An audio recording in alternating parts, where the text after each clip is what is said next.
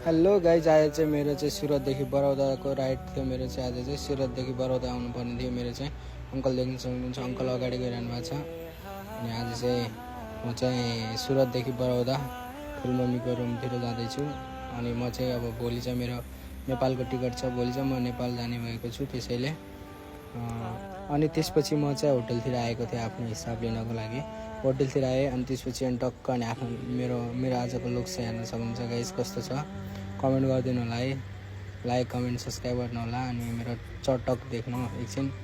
अनि म चाहिँ लागेँ, अब आफ्नो हिसाब पाएँ। म चाहिँ होटलबाट लागेँ, होटलबाट अब सुरत बस स्टेसनसम्मको लागि मेरो हेर्दा अब टक्क सुरत बस पार्क नजिकै पुगिसकेको थिएँ म चाहिँ। अनि अब आसपासै छु म। अनि गाइज म चाहिँ सुरत स्टेसनमा आइसकेको छु। त्यहाँबाट म बसमा पनि बसेँ। बसमा बसेपछि यसो एउटा फ्रुट र बदाम खाएँ। बदाम खाएपछि टक्क चाहिँ हल्का पावर आयो। पावर आएपछि म चाहिँ मस्त आफ्नो सिटमा बसेँ। आफ्नो सिटमा बसिसकेपछि अब चाहिँ बस हिँड्न लाग्यो। बस हिँड्न लागेपछि म चाहिँ टक्क हेर्न सक्नुहुन्छ गाइज, टक्क अनि खलीबाजा आएँ। खलीबाजालाई चाहिँ मैले टक्क अनि भाडा दिएपछि तपाईँ देख्न सक्नुहुन्छ म चाहिँ कामरेज आइसकेको छु गाइज। कामरेजबाट पनि खाजा खाने ठाउँ आइसकेँ। म खाजा खाने ठाउँमा गएर टक्क भिडियो बनाइरहेको छु। खाजा खानालाई म ओर्लिएको गाडीबाट। तपाईँ ठाउँ देख्न सक्नुहुन्छ, एकदम मस्त, एकदम हुन्छ नि, एकदम खुल्ला ठाउँमा ल्याएर आयो। गाडीवालाले पनि मजा आइगयो।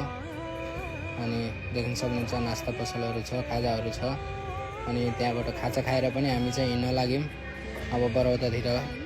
अनि म चाहिँ बरौदा पनि आइसकेँ। बरौदा आएँ। बरौदा आएपछि म फेरि ऱ्यापिडो बुक गरेर फेरि म हिँड्न लागेँ। ऱ्यापिडो बुक गरेर म बाटोमा छु अहिले। बाटोबाट अब ठुलमम्मीको रुमको आसपासमा छु। म चाहिँ नजिकै गइसकेको छु। अब चाहिँ अब देख्न सक्नुहुन्छ म चाहिँ ठुलमम्मीको सोसाइटी बाहिर आइसकेको छु। अनि मलाई लिन भाइ पनि आएका छन्, देख्न सक्नुहुन्छ।